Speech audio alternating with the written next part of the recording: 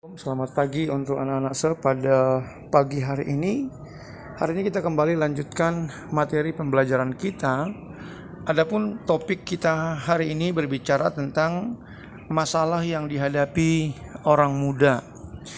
Kita tahu bahwa usia ataupun mungkin faktor pendidikan tidaklah menjadi jaminan untuk tidak kita punya masalah. Artinya semua umur, semua usia, semua orang pasti punya masalah. Tapi pada konteks ini kita berbicara tentang masalah orang muda, ya. Apa yang kamu pikirkan jika melihat gambar ini? Tentunya kalau kita melihat gambar ini, terbersit langsung dalam pemikiran kita bahwa mereka ini adalah orang yang sangat punya masalah.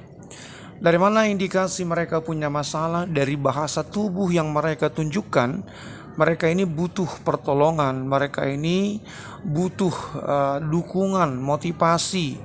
Nah, oleh sebab itu, setiap orang memang yang sedang berada di dalam masalah, pergumulan, pasti butuh dukungan, butuh motivasi, butuh rangkulan, butuh doa, support, ya, dari orang-orang yang ada di sekitarnya.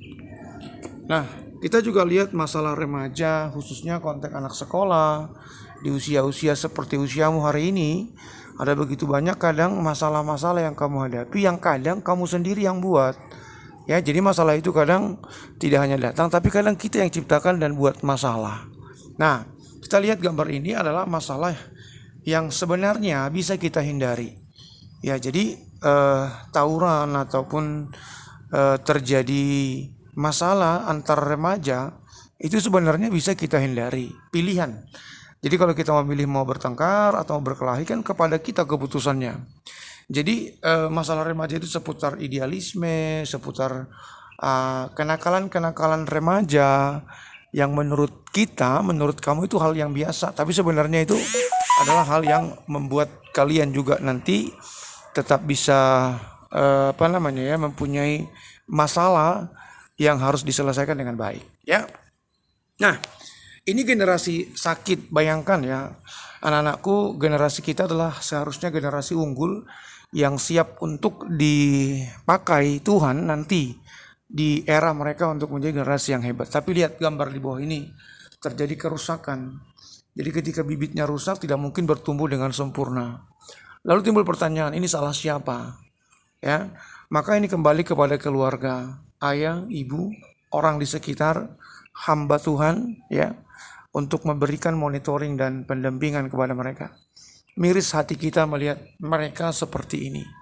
Tentu mereka ini pasti dari background keluarga yang bermasalah, atau keluarga yang mungkin mereka ini diabaikan, tidak dianggap, ya.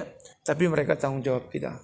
Mereka adalah juga anak bangsa yang harus menjadi perhatian kita. Jadi dengan contoh-contoh yang kamu lihat, yang kita lihat di sekitar kita, akan menjadi pembelajaran untuk kita. Jangan sampai kita melakukan hal yang sama. Mari kita belajar dari apa yang orang alami, kegagalan orang kah? Kita belajar dari masalah orang lain supaya kita bisa mengambil hikmah di baliknya. Nah, indikasi penyebab stres itu ada di sini. Jadi seorang remaja juga bisa stres, bisa mengalami guncangan jiwa. Jadi masalah dalam rumah tangga, perlakuan orang tua yang kurang mendidik atau pilih kasih itu bisa membuat kita jadi tertekan. Jadi kita remaja pasti punya masalah, ya. Nah, menurut Philip, dia berkata masalah remaja itu seputar masalah dalam masyarakat, pertemanan, kontaminasi lingkungan, dalam gereja, ya, kadang kita nggak diperhatikan, nggak dianggap. Dalam diri sendiri ada penolakan, mungkin kita ada kekurangan, kita tidak bisa menerima kekurangan kita karena kita melihat orang lain. Ya, jadi kita mari belajar menerima diri kita sebagaimana adanya Tuhan beri kepada kita. Lalu mengidentifikasi masalah merupakan langkah yang baik. Jadi kita tahu masalahnya apa, backgroundnya apa, supaya kita bisa memberikan motivasi dan memberikan solusi. Nah, masalah kaum muda dan remaja itu tidak percaya diri, kurang pede, dalam bergaul dia canggung. Kenapa? Karena punya mungkin dari rumah tertekan. Jadi dia juga bisa trauma karena ada kejadian-kejadian yang membuat dia tidak bisa melupakannya begitu cepat. Jadi bisa juga masalah remaja trauma. Mungkin bapaknya memukul mamanya, dilihat matanya trauma. sehingga terpatri dalam jiwanya tidak akan menikah karena bagi dia laki-laki semua jahat. Ini sudah termasuk dalam sakit psikologi ya, trauma. Lalu penampilan fisik ya cacat, tidak sama dengan orang lain yang sempurna. Lalu kurang pergaulan, anak rumahan karena orang tuanya nggak kasih keluar, terkurung ya. Lalu psikis, jiwa, ya mungkin kita mengidap ada punya sesuatu kelainan yang sama dengan orang lain. Lalu fisik, bicara tentang kesempurnaan organ dan anatomi tubuh. Nah, bagaimana mengatasi masalah remaja ini? Peran keluarga, di situ siapa? Orang tua, ya orang tua yang peduli, care, lalu dukungan semua pihak, ada pendeta, guru bimbingan konseling, ya rangkulan dari setiap orang, lalu motivasi dari motivator, orang tua, guru, pendeta, dan menjadikannya sahabat ya. Nah, itu saja penjelasan pada hari ini, bisa kalian lihat dan bisa simpulkan.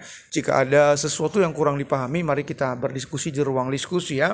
Remaja tentu masa indah yang penuh dengan kenangan, itu pasti ya, tapi masa remaja juga bisa menjadi masa yang buram, sulit, di mana kita dalam situasi yang sangat sulit. Masa remaja adalah masa transisi masuk ke fase dewasa. Jadi bersiap, karena semakin dewasa tambah umurmu semakin banyak persoalan dan masalahnya. Tuhan memberkati. Saya sampaikan juga kepada kalian, tugas praktikum untuk pas kita adalah kamu memvideokan, menyanyikan lagu rohani, bisa pakai gitar, keyboard, dan musik instrumen dari laptop atau dari internet ya, dikirim sebelum tanggal 20 untuk nilai keterampilan pas. Terima kasih untuk pagi hari ini. Selamat pagi menjelang siang buat kalian semua. Salam sehat dan salam. Tuhan memberkati kita. Salam.